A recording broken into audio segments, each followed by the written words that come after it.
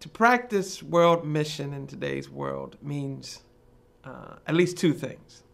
It means that nothing has changed. And then in a real sense, it means that everything has changed.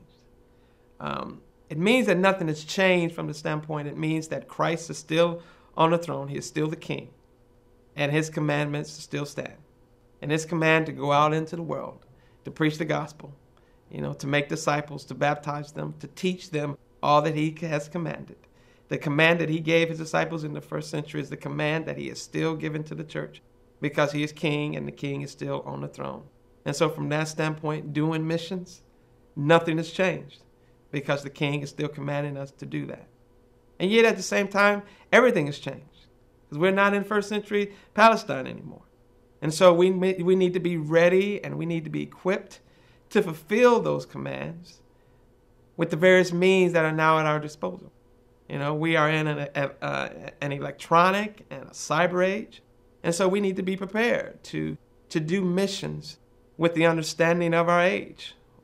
We need to be able to use the resources that are available to us and not shy away from them, but be adequate and use these tools that are available to us for the fulfilling of the mission and the command that Christ gave us in the first century, and that is to go out into the world and preach the gospel and make disciples, baptizing them and teaching them all that he has commanded.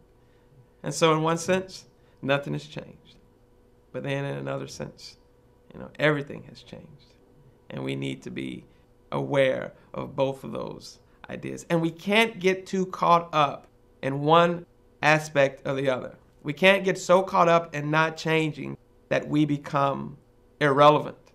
But we can't get so caught up in changing that we lose the message and the original commands. So we must be a people who are balancing the fact that the commands have not changed, even though some of our methods need to be changing as our times change as well.